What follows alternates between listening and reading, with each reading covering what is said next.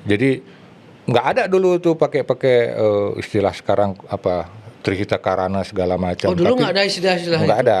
Itu kan Trihita Karana itu Baru berarti itu ya? iya populer itu setelah 2000-an ya, menjaga keseimbangan gitu. Dan itu hanya dijadikan retorika. Kalau sekarang kan orang selalu bilang sekarang Bali hancur oleh pendatang-pendatang preman. Nggak ada. Itu kecil itu masalah preman itu di mana-mana di seluruh Indonesia pendatang itu ada kriminalitas itu keamanan. Yang berbahaya itu pendatang elit. Ya, di Bali Misalnya? itu pendatang Investor elit yang maksudnya? berbahaya itu adalah investor, terutama oligarki tadi. Dari Jakarta, orang-orang penguasa dan pengusaha itu saya lihat saya saksikan langsung bagaimana coupling itu perubahan itu dikuasain oleh para pengusaha dan penguasa dari Jakarta, dari pusat, itu mencaplok coupling di daerah selatan Bali. Serangan, Bukit Jimbaran, Ungasan, Pecatu, Nusa Dua, ya. Saya bahkan melihat langsung bagaimana triknya, ya. Trik pencaplokannya itu. Kalau Gimana kita itu triknya? ya ingat nggak yang saya lihat langsung ya dari tahun 90-an itu sampai sekarang saya melihat bahwa politisi Bali itu sangat lemah posisi tawarnya. Kenapa begitu Bang? pusat. Kenapa bisa begitu ya? Orang-orang Bali yang cerdas-cerdas, pintar-pintar, kritis-kritis, hebat-hebat, habis. Oh, dibantai juga? Iya, bilang tadi ilusi, gimmick-gimmick ya. Ada duta narkoba, duta sampah, itu nggak berguna semua itu, duta-duta itu.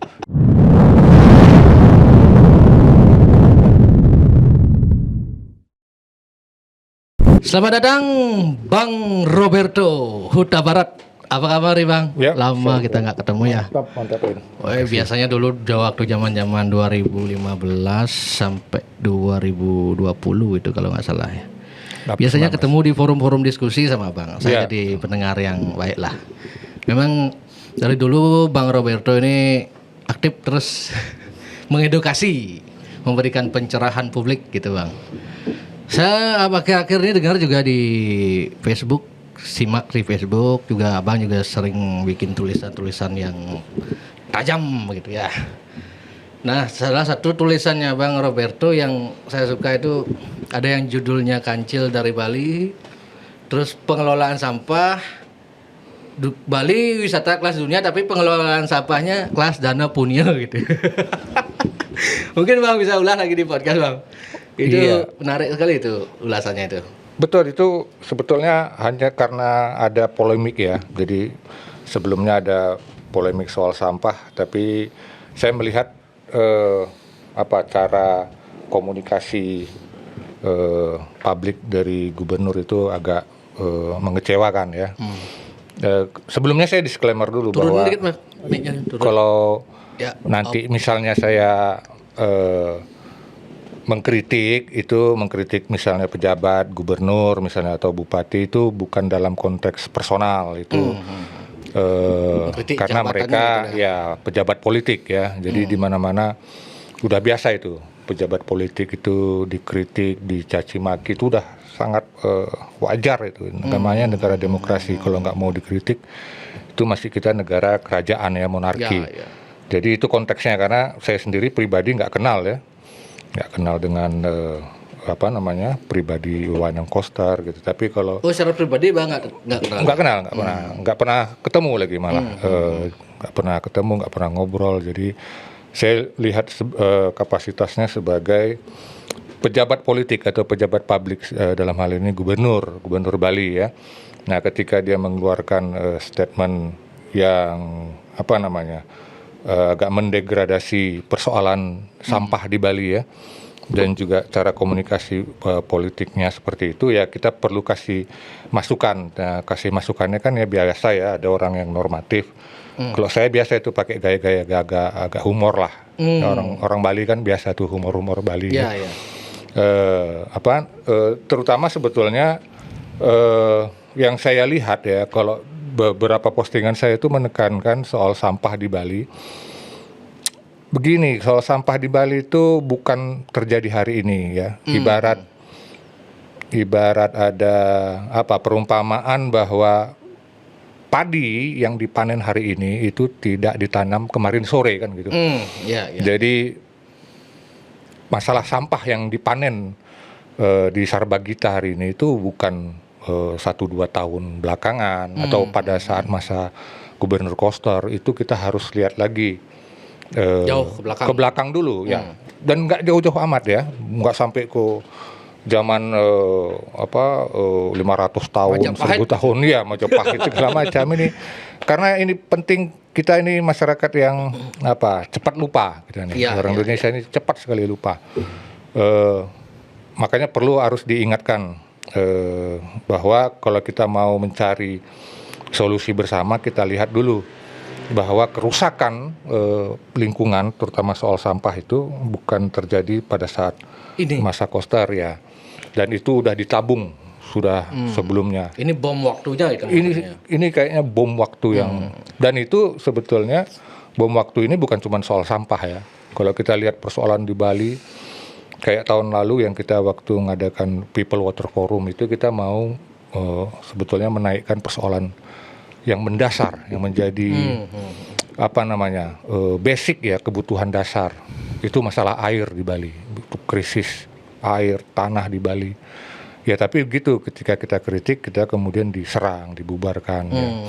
Ya anti kritik ya, itu masih masa. Berarti Abang dulu termasuk pelopor dari diskusi World Water Forum itu ya? Iya, bukan pelopor sih. Kita dari Bali sebagai panitia lokal ya, kita yang itu kan kerjasama internasional ya, nasional ya. Ada World Water Forum di Nusa Dua, kemudian kita buat tandingan perbedaan pendapat ya, kantornya. Tapi kita dari versi warga, masyarakat yang tertindas, yang bermasalah dengan persoalan air. Kenapa pemerintah waktu itu sangat takut dengan diskusi itu, bahkan sampai dramatis sekali kan? Dramatis. Apa yang ditakutin itu? Ada membahas apa emang di sana, Bang? Ya itu karena membahas bisnis. Itu kan bisnis air sebetulnya. World Water Forum itu dan sponsornya itu sponsor perusahaan raksasa, kapitalis besar itu. Jadi mereka tidak mau, ya jelas oligarki kan tidak mau terganggu dengan apalagi dengan forum dunia. Jadi semuanya, Bali ini kan hanya etalase. Jadi hanya tempat, dibilang hanya tempat konferensi dunia, padahal di Bali juga ada masalah soal air ya.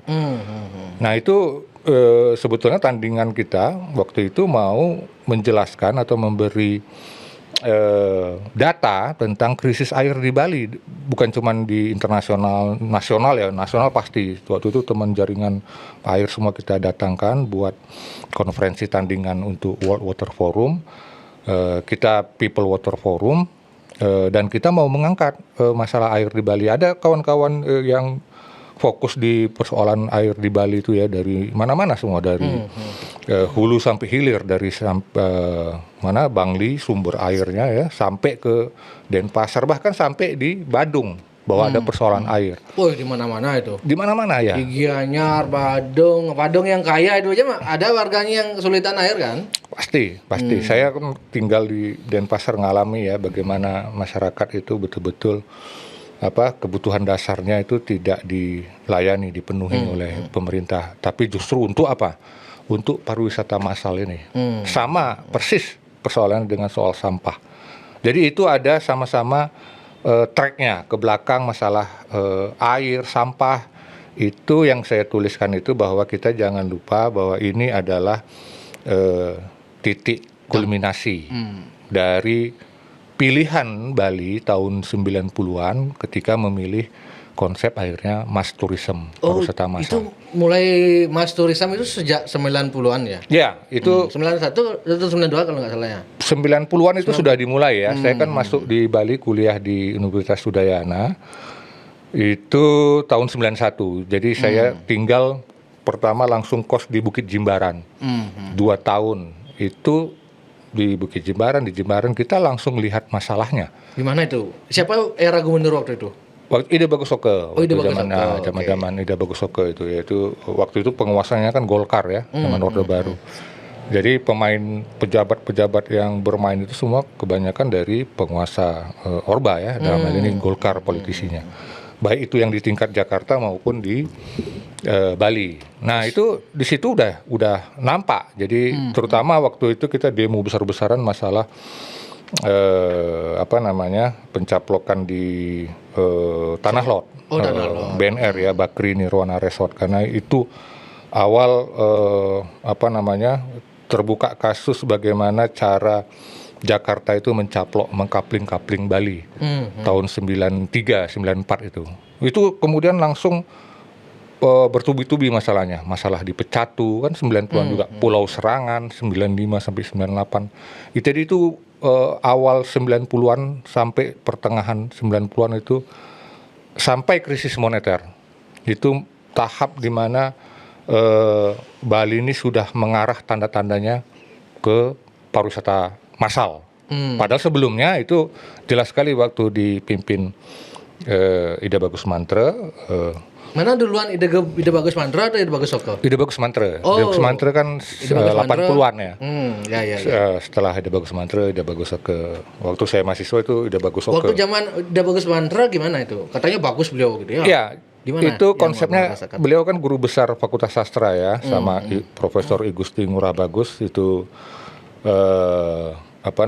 dosen saya, pembimbing skripsi saya juga. Itu pilihannya jelas. Itu cultural tourism, pariwisata budaya ya. Itu bukan retorika. Konsepnya jelas sekali. Saya dulu mengikutin ya konsep-konsep mereka itu, guru besar itu tentang pilihan pariwisata budaya. Dan kalau kita lihat mereka memunculkan itu juga ada kaitannya dengan sejarah-sejarah Bali sebelumnya, ketika orang-orang Orientalism kolonial Belanda itu memang ada letak dasarnya udah ada. Ada konsep dulu namanya Bali sharing ya, Bali sharing itu zaman kolonial ketika Bali itu diisolasi karena ini konteksnya ini ya. Memang kolonial, tapi sebetulnya kolonial itu sudah menggariskan bahwa ini Bali ini unik misalnya, unik dan jadi dia tidak bisa dibuka. Nah itu kemudian dilanjutkan ya dengan tentunya dengan konsep yang diadaptasi lagi ya, bukan mentok harus ngikutin yang kolonial. Nah itu jelas bahwa tidak bisa kekuatan Bali itu menjaga budayanya. Jadi nggak ada dulu tuh pakai istilah sekarang Trihita Karana segala macam. Oh dulu nggak ada istilah-istilah itu? Nggak ada. Itu kan Trihita Karana itu baru berarti itu ya? Iya populer itu setelah 2000-an ya, menjaga keseimbangan gitu, dan itu hanya dijadikan retorika. Penerapannya tidak sesuai dengan retorika gitu ya? Nggak sesuai, sekarang ini kan cuma retorika. Coba kita lihat yang di Bali Turtle Island yang sekarang di Serangan itu malah orang asingnya, orang Jakarta perusahaannya itu ngomongin slogannya Trihita Karana. Bayangkan dia sudah itu pulau itu hasil merusak lingkungan ya, namanya reklamasi. Tapi berani sekali dia ngomong soal Trihita Karana. Artinya dia nggak paham itu, dia paham konsepnya aja, tahu dia tentang keseimbangan antara manusia, antara alam, antara Tuhan. Tapi prakteknya nggak ada. Itu jadi kayak pemanis saja, slogan ya, retorika. Tapi prakteknya itu nggak ada. Itu dimulai kalau saya mengamati langsung sebagai yang mengalami langsung ya, dan juga sebagai antropolog katakanlah ya gitu ya di Bali ya, saya melihat langsung dan terlibat langsung perkembangan itu. Gimana tadi yang dari tahun 90-an ya, bahwa Bali itu terutama Sarbagita itu sudah Badung, Tabanan itu udah di kapling-kapling. Itu saya lihat sendiri. Tahun berapa itu? Mulainya tahun 90-an, 80-an sudah. Yang ngapling-ngapling siapa? Itu yang kalau sekarang kan orang selalu bilang sekarang Bali hancur oleh pendatang preman. Nggak ada. Itu kecil itu masalah preman itu di mana-mana di seluruh Indonesia, pendatang itu ada kriminalitas itu keamanan. Yang berbahaya itu pendatang elit. Ya, di Bali itu pendatang elit yang berbahaya itu adalah investor, terutama oligarki tadi.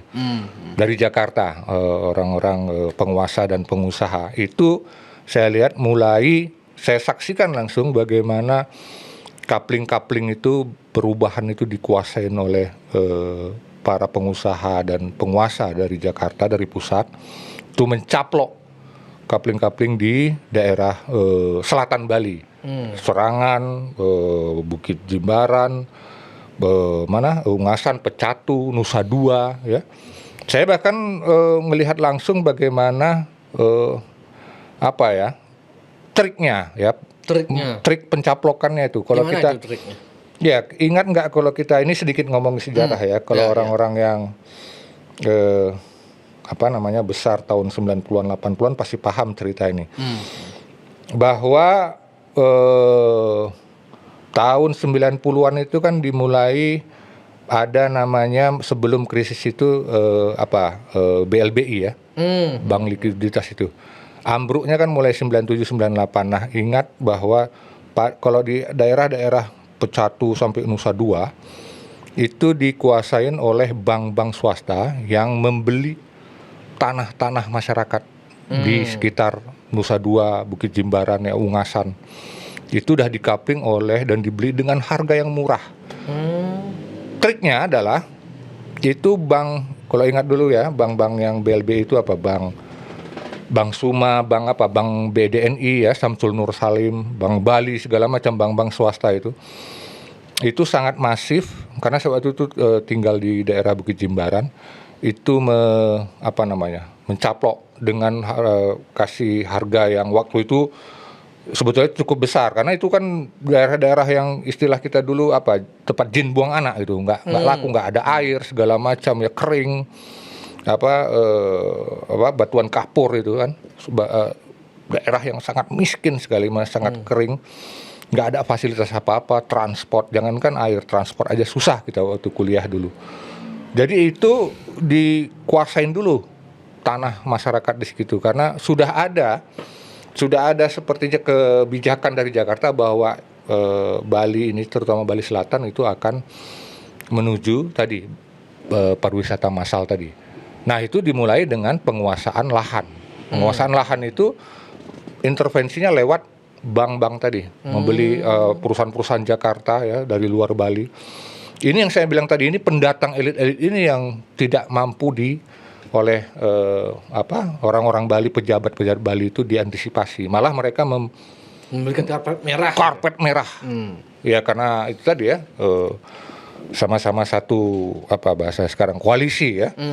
Di zaman itu kan zaman rejim Soeharto, Golkar yang nguasain, jadi karpet merah.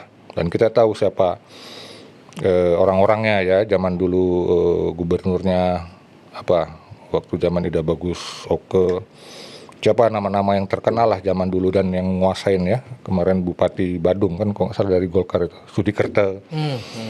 Itu kan berkasus kemarin ya, tahun berapa itu kan, 2017-18 kan ada kasusnya juga, itu jelas itu. Nah, hal-hal seperti itu yang lewat orang-orang lokal juga atau pejabat-pejabatnya, tapi keuangannya oleh bank-bank swasta ini. Itu saya ingat sekali, kita pernah jalan lah ya, namanya saya juga kan antropolog, sering ngamatin gitu ya, ke kampung-kampung itu ngomong gitu, tanah di sana itu per are kok nggak salah tahun 90-an awal tuh ya, itu sekitar 1-2 juta, 3 juta paling mahal per are. Bayangkan sekarang sudah MM-an. Iya, sekarang melonjak. Wah, itu satu are daerah apalagi Nusa Dua itu udah bisa 2 M ya. Ribuan kali lipat. Nah, itu waktu itu orang melepas karena memang itu tanah tidak produktif, diambil sama perusahaan-perusahaan besar dari Jakarta, investor ini. Kemudian yang paling parah saya ingat itu bagaimana bank-bank ini memberikan hadiah. Untuk menabung supaya uang hasil mereka menjual tanah ditabung di bank mereka, Bank Suma, Bank BDNI, Bank apalah Senturi yang BLBI yang nantinya akhirnya bangkrut kan waktu krisis moneter. Dan itu mayoritas menyimpan karena itu ada hadiahnya ya, ada insentifnya. Jadi kalau nyimpan nanti itu kan lomba-lomba, saya ingat waktu itu nanti dikasih hadiah motor, mobil segala macam. Jadi orang dengan dengan iming-iming nanti ini disimpan untuk investasi, ada bunganya segala macam. Nggak taunya kita lihat dari 90 awal, mungkin 80-an, tapi yang paling masif itu 90-an awal ya. sampai krisis moneter. Itu banyak sekali nasabah kehilangan dananya di bank-bank swasta ini. Bangkrut semua, BLBI ya. Itu kemana? Tanahnya udah dijual, udah diambil alih. Nah di situ saya melihat betapa kalau saya melihat itu orang kecil, orang miskin itu betul-betul dipermainkan secara sistematis. Ini bukan konspirasi teori, ini udah terjadi ya, udah direkayasa. Ini fakta, gitulah. fakta konspirasi yang benar-benar didukung sama sistem itu, ya. Dan yang parah itu yang paling, ya kita tahu yang paling terkena dampaknya itu pasti orang-orang kecil, masyarakat kecil. Nah itu yang harus sekarang kita lihat bagaimana sampai sekarang terjadi, bagaimana sebetulnya elit-elit Bali, pejabat-pejabat Bali itu sebetulnya tidak punya bargaining dengan pusat, lemah sekali. Bali ini kan dari tahun, karena faktor ini apa namanya, politik partai beda politik itu. Ya subordinasi ya. Dari ya yang saya lihat langsung ya dari tahun 90-an itu sampai sekarang saya melihat bahwa politisi Bali itu sangat lemah posisi tawarnya. Kenapa begitu Bang? Kenapa bisa begitu ya? Nggak tahu juga, ini persoalan sejarah lagi ya. Karakter atau sejarah atau bagaimana? Mungkin sejarah ya. Bali ini kan udah disubordinasi oleh Jakarta itu dengan, terutama kalau kita lihat, kita tidak bisa menghindari sejarah Bali itu, penundukan Bali oleh politik Jakarta itu tragedi 65. Oh, tragedi 65. Itu benar-benar orang-orang Bali yang cerdas-cerdas, pintar-pintar, kritis-kritis, hebat-hebat, habis. Oh, dibantai juga? Iya, itu habis lah kalau kita lihat. Kalau kita lihat, ya dulu ya Gubernur Suteja hilang ya, gubernur pertama. Kalau kita lihat orang-orang Bali yang pintar, yang siapa yang kan ada banyak orang Bali yang sebetulnya pada saat revolusi juga dan juga waktu konsep Indonesia ini ditemukan itu banyak kontribusinya orang-orang cerdas. Tapi ketika 65 itu perintah Jakarta itu, dan juga karena juga ada persoalan di Bali ya, bahwa Bali ini kecil ya, tapi pembantaiannya gila-gilaan itu. Nah di situ saya melihat kalau dari segi sejarah bagaimana Bali itu benar-benar itu subordinasi dari pusat. Jadi apapun kata Jakarta, kata pusat itu tunduk ya. Nggak ada, tanpa reserve, tanpa ada kekuatan untuk bisa bargaining itu. Ya ikut aja. Karena itu sudah udah kayak macam blueprint itu, bahwa kamu tuh di sana jadi pejabat itu dari saya gitu. Dan kamu sangat mudah ditarik, dicopot kayak gitu. Jadi tidak ada daya juangnya. Makanya kenapa pada saat Bali tolak reklamasi for Bali, salah satu yang kita angkat itu semangat Puputan. Oh iya. Kan Abang juga ikut ya? Ya ikut lah ya. Kita kan juga yang termasuk konseptornya bagaimana kita bisa punya kekuatan, karena pejabat-pejabatnya di Bali tidak punya posisi tawar, semuanya kalah sama orang-orang pusat gitu. Makanya kita harus perkuat di rakyat bawahnya, dan itu terbukti kan. Ya, Tommy Winata di mana ada di Indonesia ini bisa menantang TW, semua proyek dia pasti goal. Di mana-mana, di Sulawesi ya reklamasi, di Sulawesi, di Sumatera, apalagi di Jakarta ya, PIK 1, PIK 2, 9 Naga. Hanya di Bali dia menemukan asli orang Bali itu belum hilang puputannya. Nah kalau di pejabatnya nggak ada orang Bali itu ya, karena faktor partai tadi ya, sangat tunduk pada keputusan partai, lemah sekali. Jadi itu tadi persoalan ini juga termasuk soal sampah ini. Bagaimana Koster begitu takutnya nanti ditahan, nanti dipenjara, ada sanksi hukumnya. Kenapa kok langsung takut begitu gitu? Emangnya itu tadi, emangnya langsung ada perpres dari Jakarta harus gini, kalian harus tutup tanpa melihat, nggak ada bargain lagi? Apa nggak ada kita masa mau disamakan semua persoalan di Bali dengan seluruh Indonesia, nggak bisa. Harus ada yang namanya bineka tadi, keberagaman. Kenapa tidak dihargai keberagaman ini? Bali juga punya sejarah yang berbeda, terutama tadi soal sampah tadi. Itu Jakarta ikut tanggung jawab dong.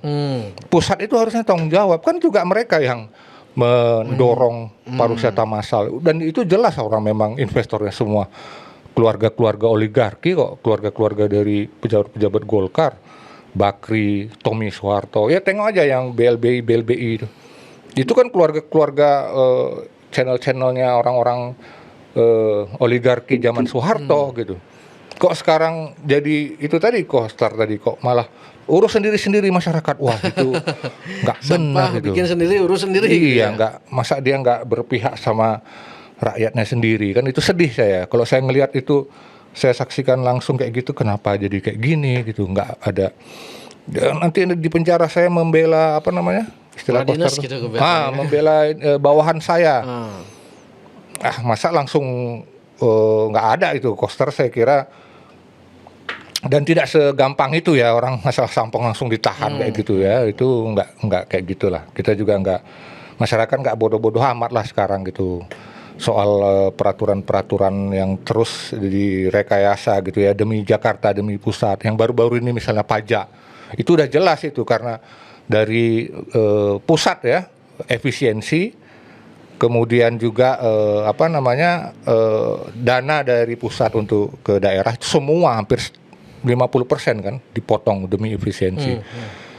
Ya kita terima aja nggak bisa kayak gitu. Yang lain, daerah lain berani kok, Aceh aja berani, Papua berani, Jogja punya bergen dia.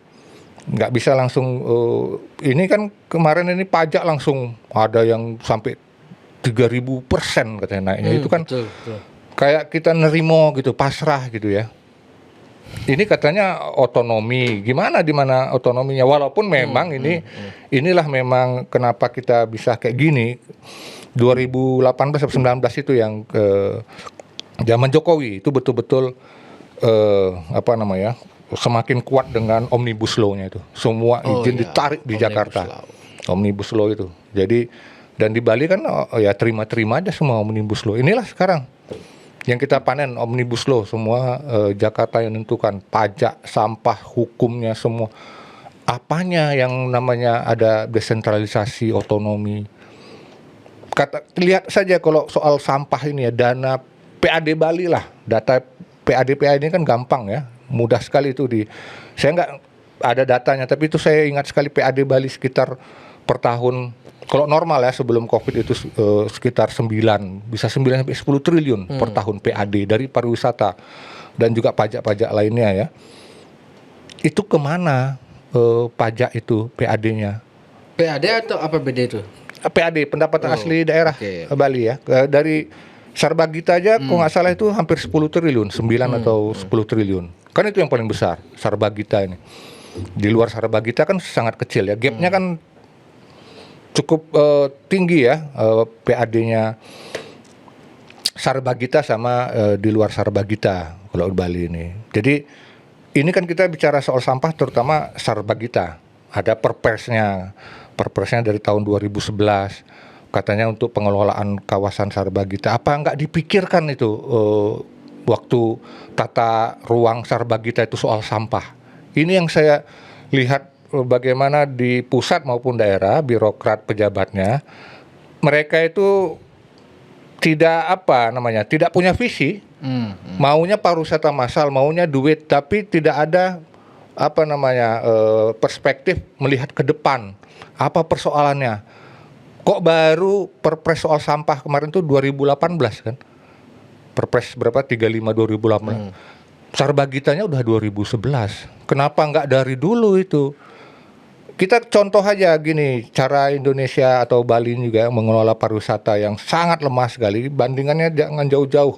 Kalau kita ke Eropa cukup jauh ya. Di Eropa saya sudah sangat terkenal ya, Swedia, Swiss itu bersih. Nggak usah jauh-jauh, Singapura. Hampir sama semua.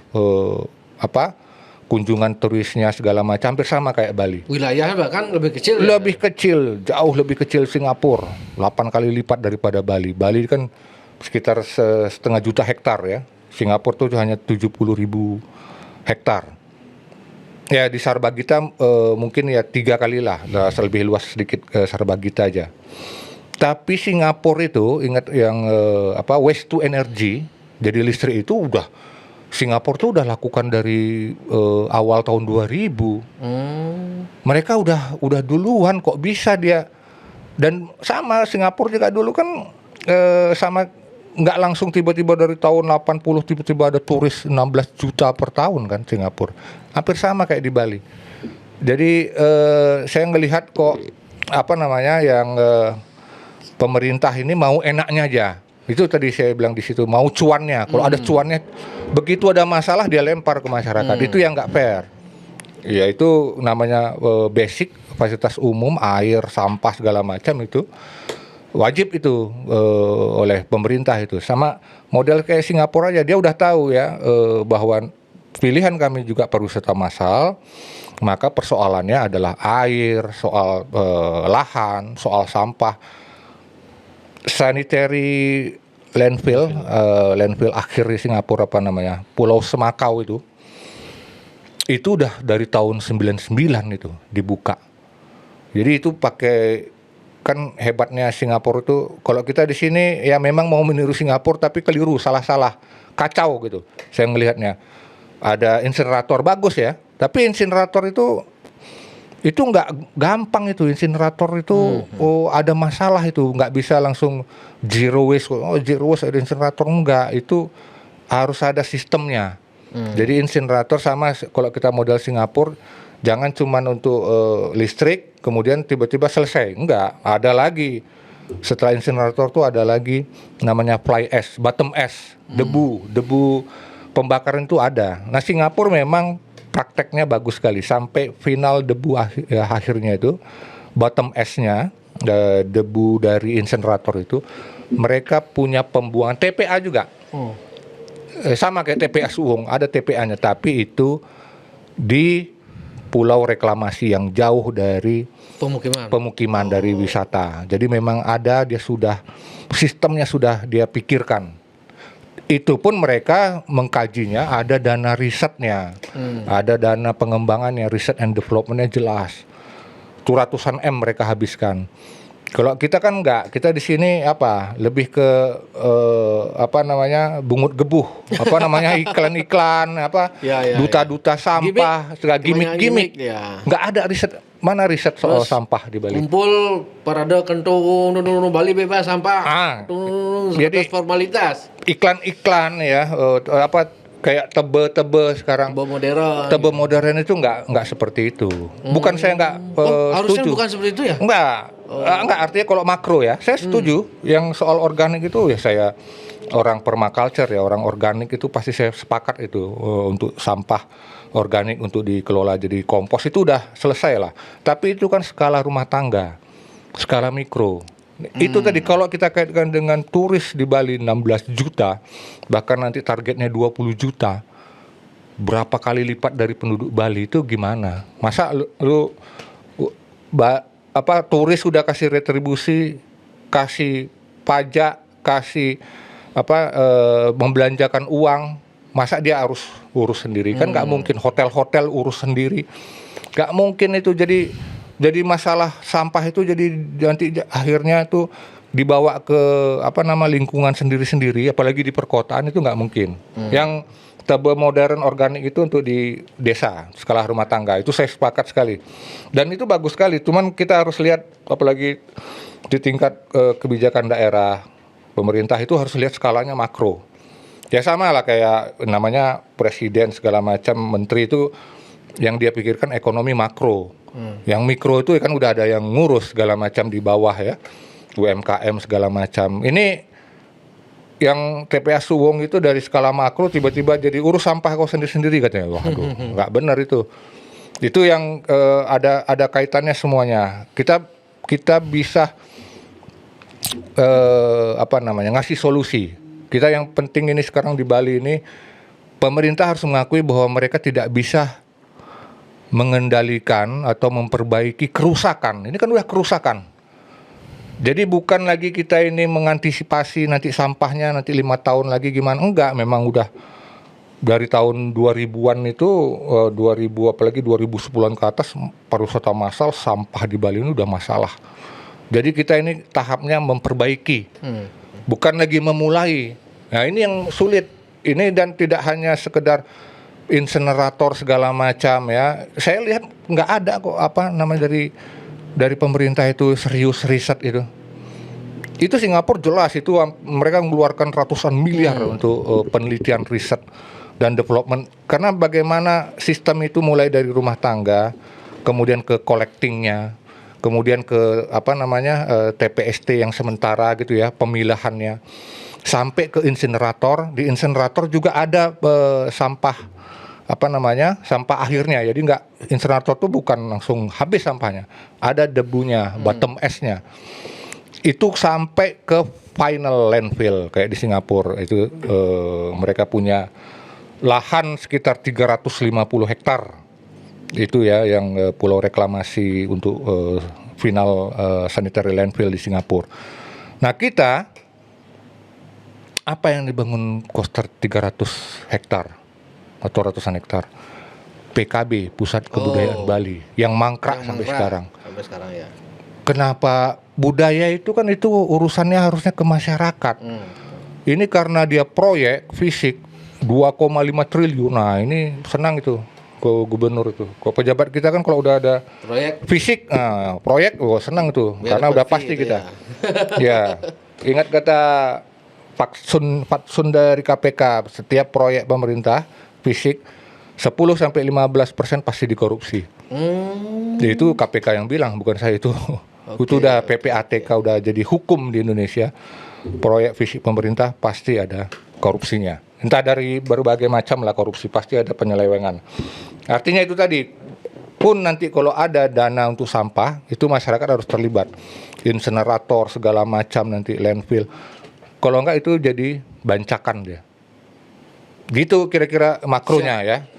Win, kalau dari pandangan saya kita harus lihat sejarahnya dan kita harus akui bahwa kita lemah, ada kerusakan. Mari kita perbaiki bersama.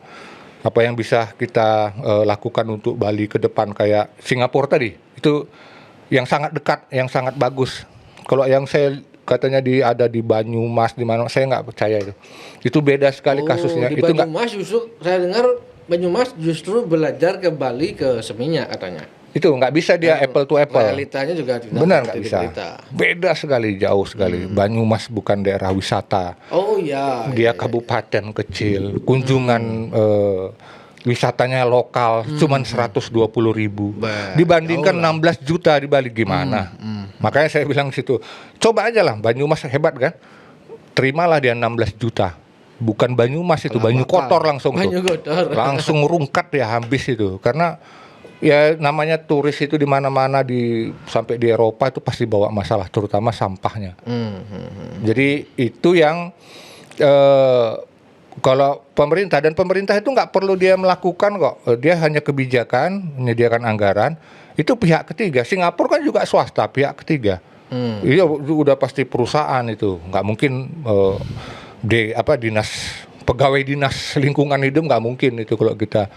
Apalagi tadi saya bilang ya dana dinas lingkungan hidup provinsi Bali itu betul-betul dana punia sekali tingkatnya. Bandingkan dengan Singapura yang bisa spend 40-an triliun ya. Kalau nggak salah itu sistem Singapura tadi yang dari pemilahan sampai insinerator sampai ke reklamasi landfill itu sekitar 40-an triliun. Gila. Di Bali cuman 40 miliar. 60 miliar itu. 40-60 Sementara miliar. menurut data dari Butuarte, anggaran Dinas Infocom untuk media, untuk influencer dan lain-lain 300 miliar. Untuk bantuan ke lembaga adat di Bali 400 miliar. It doesn't make sense. Ya. Kenapa Koster kira-kira kucuran dananya paling gede itu untuk adat? Abang kayaknya sempat juga mengulas soal, saya mengerti dinamika adat di Bali gitu. Iya, udah pasti ya. Masyarakat ya udah banyak, kalau kita lihat di medsos kan udah banyak yang mengeluh. Pura udah bagus-bagus tapi karena ada dana dirusak lagi itu. itu kan nggak benar, itu karena hanya ingin melihat ke depan supaya ada pemilih. Itu yang saya kira cara berpikir ya, betul-betul mindset pejabat-pejabat kita itu betul lemah, terlalu banyak halu ya, ilusi. Nanti gini loh, kalau orang maju itu kayak di Singapura aja, itu pemerintah itu simple jelas, nggak ada gimmick-gimmick halu-halu. Nah ini tantangannya apalagi di Bali ya, itu tadi ada gimmick-gimmick bagaimana melestarikan kebudayaan ya, PKB. Kenapa kebudayaan itu kok dilihat dari nari-nari? Kebudayaan itu kan yang bisa dilihat langsung itu adalah bagaimana peradabannya. Peradabannya itu bagaimana mengelola tempat-tempat kotor kan, WC, toilet, sistem waste management, sampah, itu peradabannya. Kok ini malah dana-dana dikasih untuk pemugaran pura, kemudian PKB Pusat Kebudayaan Bali 2,5 triliun, 300 hektar di tempat rawan bencana, mangkrak. Kemarin banjir kalau nggak salah saya dengar itu ya. Iya, udah banyak masalah itu, makanya sekarang mangkrak itu. Kenapa ini masalah dasar ini? Itu kan dasar itu. Kalau bisa dibilang ya itu infrastruktur budaya itu udah masuk di suprastruktur itu. Itu bukan cuman bangunan kan. Kalau kita bicara kebudayaan, peradaban, tapi manusianya, interaksinya, bagaimana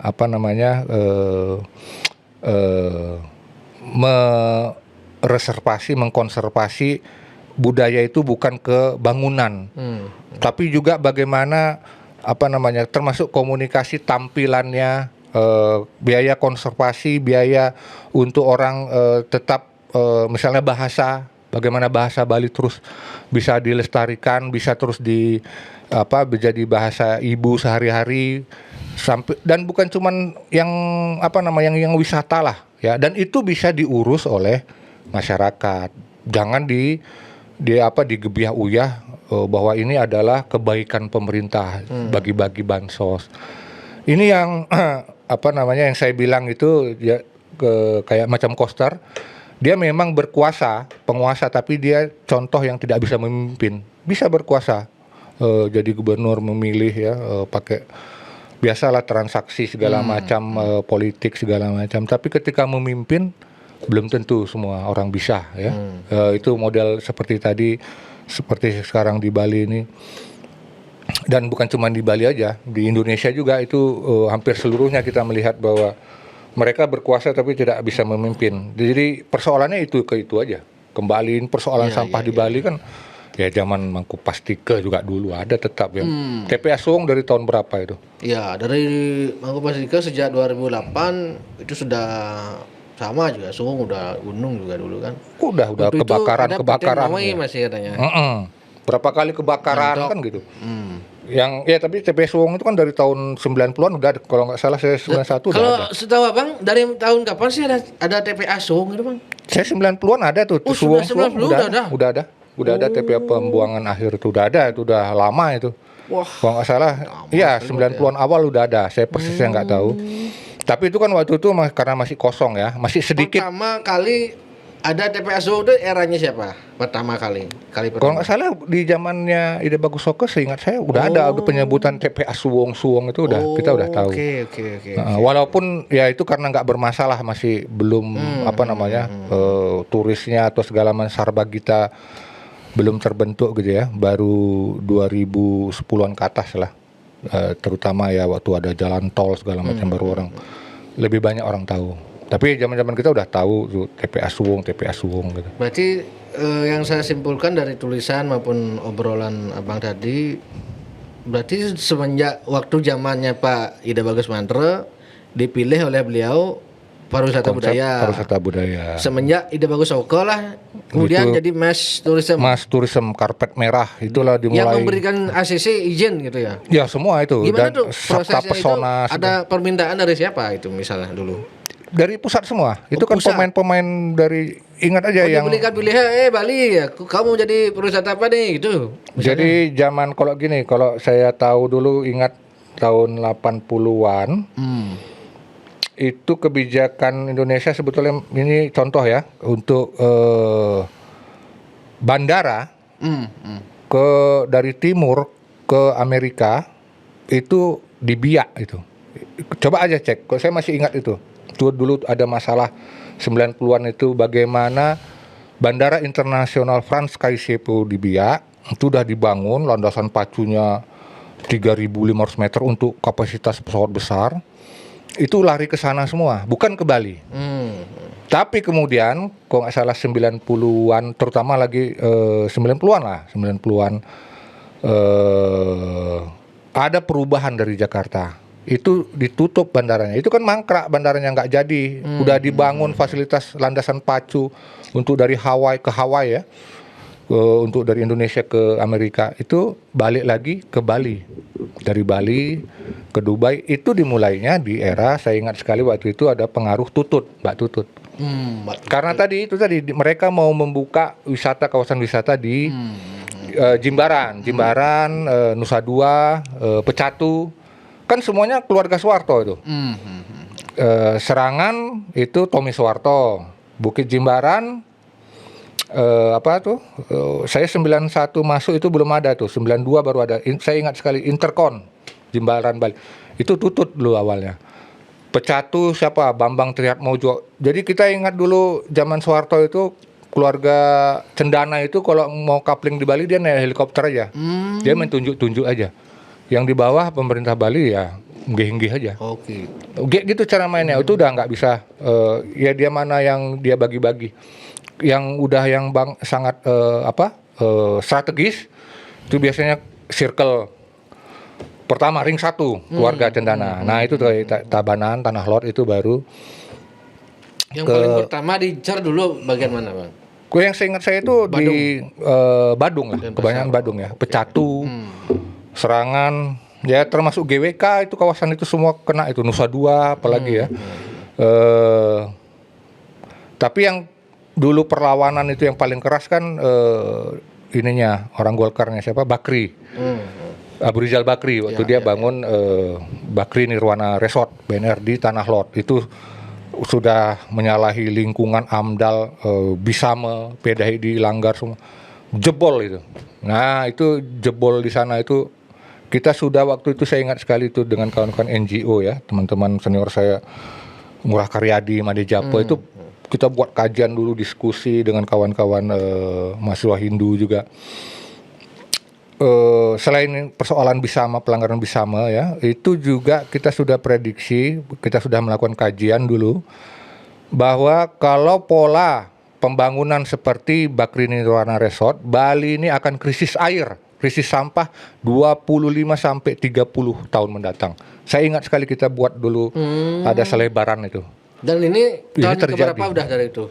Udah 30 tahun terjadi kan? Benar berarti ya? Benar sekali. Itu saya ingat sekali kalau bisa di cross check dengan waktu itu senior saya tuh Ngurah Karyadi, ada Made Jape, ada ya itu Bali, ingat sekali saya Agung Alit ya bakalan amblas lantaran investor gitu. Itu udah kita, tapi itu kan zaman Soeharto ya. Suara-suara kita yang kritis ini kan dihabisin ya.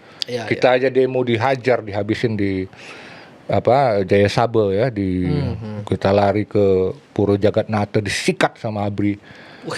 Itu kita kawan-kawan Bali sendiri ya, orang-orang Bali yang masih punya suara gitu, tapi dihabisin itu. Nah sekarang inilah dia yang prediksi itu tepat sekali karena cara mereka mengambil air tanah itu kan udah kita kaji dulu. Yang Tanah Lot itu kan mereka mau bangun lapangan golf itu rakus air. Itu kita dulu saya ingat kali detail prediksinya bahwa ini sumber air tanah. Ini di luar budaya ya, faktor tadi Bisama nggak boleh kalau dulu tuh ada ukurannya ya, seberapa jauh kayak gitu. Tapi itu kan dilanggar demi Jakarta semua. Tunduk semua. Pejabat-pejabat Bali itu tunduk semua. Udah jebol itu. Baru yang paling saya kira ya, yang dulu itu kan gagal semua perjuangan masyarakat Bali itu. Gini maksudnya dulu itu kita berubah tapi jangan terlalu cepat lah. Ini kan terlalu cepat. Dalam waktu 20 tahun aja Bali betul-betul berubah drastis ya. Drastis. Naik turun lagi setelah bom ya, setelah bom 1, bom 2 itu turun lagi kan. Ya itu kan turis ya, bubble ya. Itu bisnis bubble mudah. Cantik dia tapi mudah pecah. Iya. Begitu ada krisis ada apa langsung. Cuman kalau kita lihat dulu dari yang normal ya tahun 90-an itu nggak sampai sejutaan kok wisata asing di Bali tahun 90-an awal. Banding sekarang 6 juta menuju 7 juta. Dulu tuh paling ratusan ribu. Zaman saya awal-awal tuh paling nggak pernah saya lihat tuh kunjungan Bali itu jutaan. Gitu. Nggak tahu saya angka persisnya, tapi setahu saya ingat saya itu paling di atas kisaran 300-500 ribu per tahun. Bandingkan sekarang 6 juta plus yang Nusantara 10 juta, 16 juta.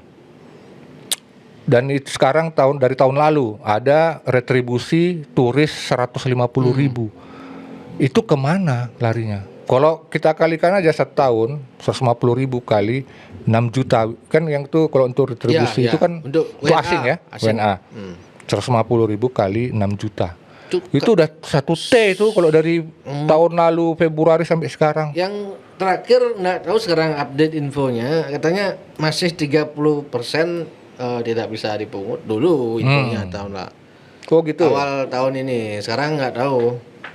Semenjak eranya ketua DPRD yang baru di Bali sama kepemimpinan Koster yang baru saya nggak update lagi berapa sekarang udah angkanya. Paling ya itu kalau ratusan M kenapa nggak ada kalau diterima langsung ya retribusi sama kayak PAD katakan itu aja deh jadikan dana riset development dulu.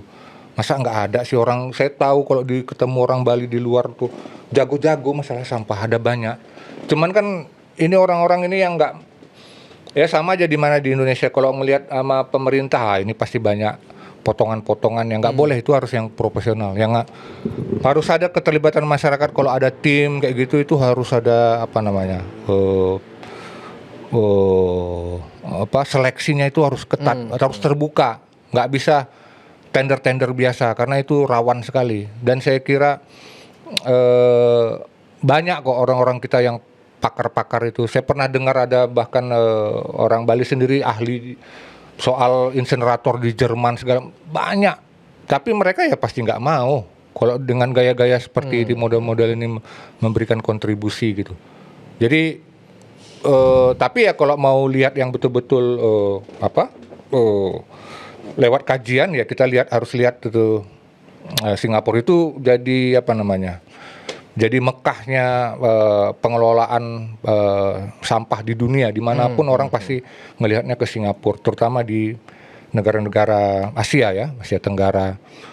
Karena itu udah success story-nya jelas. Itu betul-betul zero waste, tidak ada.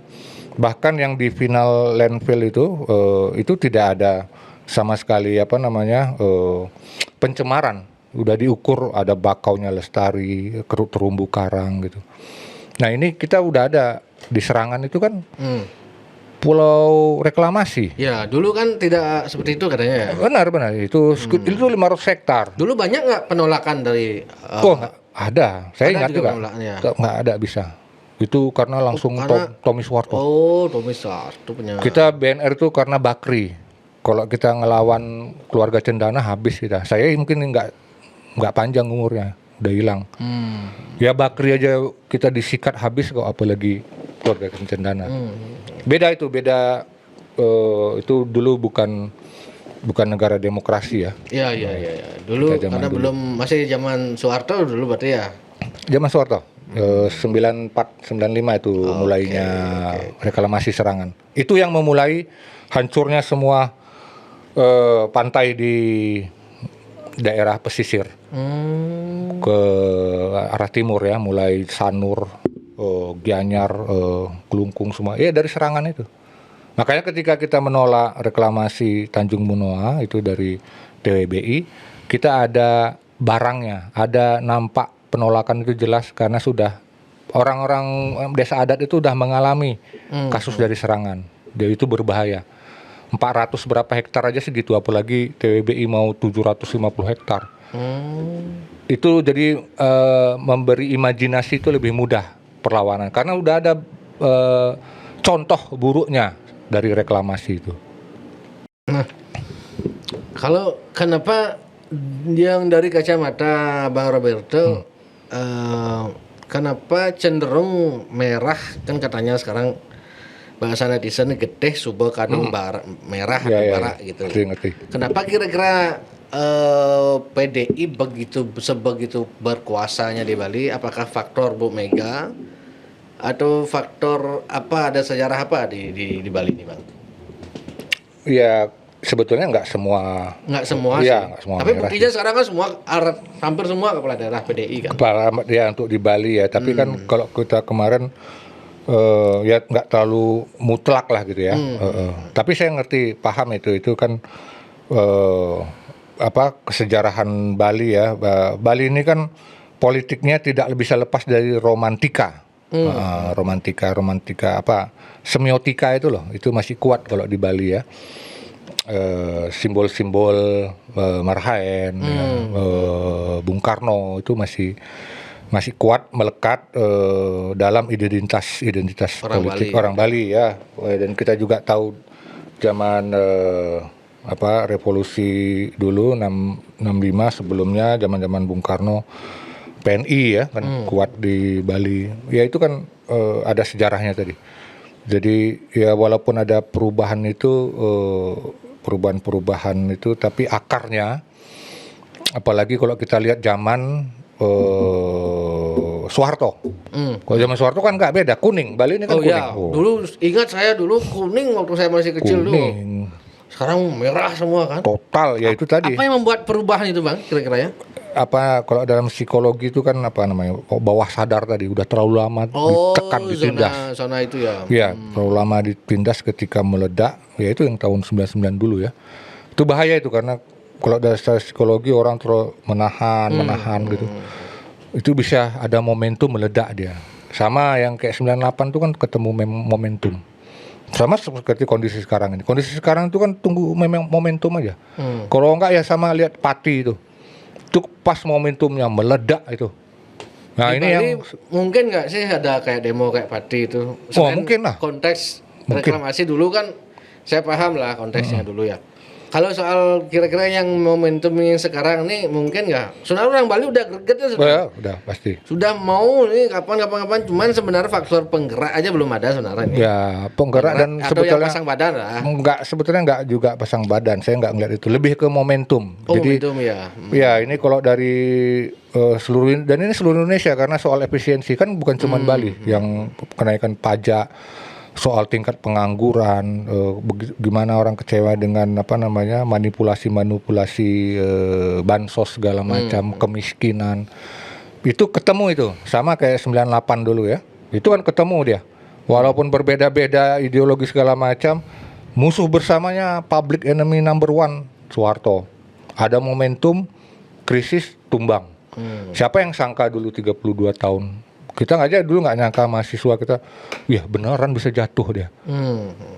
Ya itu karena bukan faktor dari mahasiswa aja, ada banyak faktor ya. Nah yang di Bali ini berbahaya sekali karena situasi geopolitik dunia juga, belum lagi yang sekarang di bawah ya banyak masalah. Tambah lagi ada kalau diberatkan lagi masyarakat dengan pajak ya model kayak Pati yang PBB itu ya? baru 250% kan, yang di Badung 3.000%. Tapi untuk usaha katanya pariwisata akomodasi itu ya kalau nggak salah ya. Ya nggak soal ini, bahkan ada pajak warisan kayak segala macam itu. Ya walaupun itu tadi nggak serentak ya, baru Badung ya kita lihat di media tadi ya.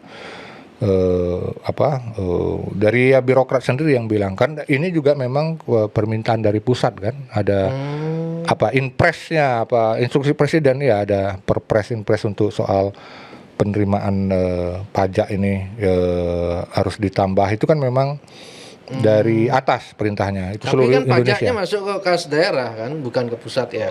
Ya itu artinya enggak juga lah, kalau pajak itu kan dikelola PBB setahu saya masuk ke kabupaten atau kota kayak. Iya, tapi kan itu dikelola pajak. Pajak itu kan di bawah tetap aja keuangan, Kementerian Keuangan ya, dinas-dinas pajak itu. Sama aja kayak penerimaan di Bali yang saya bilang tadi, penerimaan pajak itu di kantor pajak ada berapa kantor dinas pajak itu kan ada datanya itu bahwa tiap kabupaten penerimaan pajak, dan itu kan tidak di keep di Bali, itu kan disetor kan, kita kayak gitu main setor, nanti ada dana dari pusat itu ke daerah, DAK, DAU gitu kan gitu. Tapi kan kayak gitu itu belum lagi soal izin, jadi bukan langsung di daerah, nggak kayak gitu. Itu yang kita harus keliru, bahwa apalagi ada omnibus law itu, semua izin segala macam itu dari pusat dipermudah, itu disedot dulu baru didistribusikan. Itu kan atas nama apa katanya, faktor keadilan segala macam. Tapi ya justru kalau yang di situ yang ketidakadilan tadi, yang untuk Bali ya, soal pariwisata tadi, itu yang harusnya pejabat-pejabat di Bali atau orang-orang tokoh di Bali itu, DPD, DPRD, itu harus lebih berani. Kalau menurut saya ya, itu kalau mereka berani didukung kok sama masyarakat untuk bukan melawan namanya, paling enggak bukan mempertanyakan. Kenapa kok mana dana Koster kemarin itu kan saya lihat itu gitu dia soal penerimaan Bali ini ya, ada memang perlawanan Koster saya lihat ke pusat, tapi itu masih sangat sangat sopan santun gitu. Dan saya yakin itu nggak didengar. Kalau masih sopan santun itu, yang kalau mau berani kita itu harus bersama-sama, dan itu harus ada simboliknya. Harus ada main kayak gitu, harus lebih berani. Kalau kok kemarin kan siapa tuh Pak Yan itu ya, Pak Yan yang ngomong kemarin tuh soal penerimaan pajak pariwisata tuh, dia coba naikkan narasi ini otonomi. Otonomi Bali nggak mempan itu, otonomi itu. Oh, nggak mempan? Otonomi khusus misalnya itu? Otonomi khusus itu nggak mempan. Indonesia ini terlalu pejabat-pejabat pusatnya itu dia juga tahu itu kelemahan-kelemahannya. Kalau mau yang jago tuh lihat di Aceh gitu, Aceh, Papua, ya kayak itu daerah itu, Riau itu ada bargainingnya. Dan juga orang-orang dari daerahnya juga kuat ya. Sama kemarin Aceh yang mau direbut sama Sumatera, antar gubernur pulau itu. Itu mereka pakai simbol aja kok, nggak ada dia demo, nggak ada.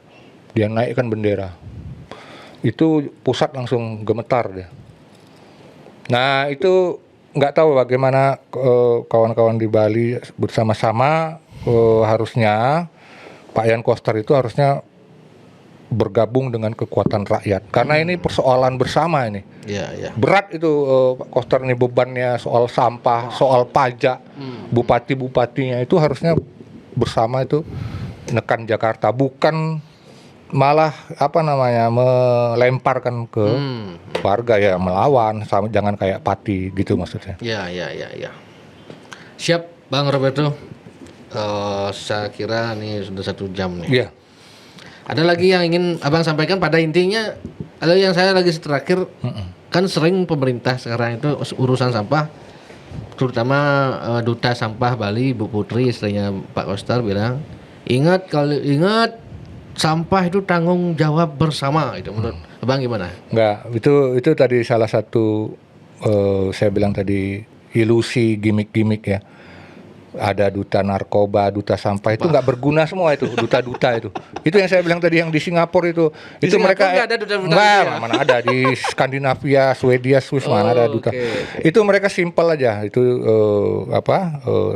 simpel, arahannya jelas, nggak ada gimmick-gimmick. Kalau nggak mampu, mereka ada dana, serahkan ke pihak swasta, pihak ketiga, riset, benar-benar fokus, bukan pencitraan. Apalagi ini, saya juga nggak tahu, saya kurang paham itu kenapa bisa istri gubernur jadi duta sampah. Kenapa ya, itu? Pasti suaminya yang minta itu. Iya, itu yang komunikasi politik, dan dia juga bukan setahu saya, yang saya pernah dengar ya, itu beliau itu kan penyair ya? Ya, seniman lah. Seniman ya, itu seniman. Duta seniman nggak apalah, atau baca puisi. Ya. Nggak kompeten dengan keahliannya gitu. Iya, tidak kompeten, tidak punya kompeten dia ngomongin sampah, apalagi tanggung jawab bersama itu. ngomongan yang apa namanya? Seolah-olah mau tidak pemerintah ingin lepas tangan gitu ya. Iya, Kesannya gitu ya. ngeles atau mencoba sampah itu jadi urusan ibu-ibu rumah tangga antar tetangga gitu. Nggak bisa, ini kita persoalan sampah itu fasilitas umum. Air, listrik, sampah, kebersihan itu fasilitas umum. Mereka itu pejabat politik termasuk keluarganya itu bekerja harus lewat merujuk pada undang-undang. Jangan preferensi pribadi itu duta gaya-gaya itu kan gimmick-gimmick aja. Tugas pemerintah kalau amanat undang-undang mengelola sampah, mengendalikan sampah itu jelas ada undang-undangnya, ya itu. Jangan lagi digimmickkan, mari tanggung jawab bersama. Itu di tingkat apa RT RW itu Banjar itu yang tadi apalagi di berbasis sumber banyak udah dilakukan. Sampah berbasis sumber itu juga keliru menurut. Oh enggak, itu benar, tapi itu di tingkat bawah, di tingkat rumah tangga itu banyak. Kalau di Bali kan ada banyak NGO lingkungan, udah benar itu. Tapi enggak, ini masalah kalau apa tadi yang sampah di Bali 1000 Sarbagita nih kalau nggak salah 1.200 ton per hari. Coba berbasis sumber. Saya mau tahu mana yang bisa ribuan ton berbasis sumber. Kalau nggak Pengendas nih ribuan ton, puluhan ton aja nggak bisa. Tidak semua mau dan siap. Nggak siap sampah, dong, kan?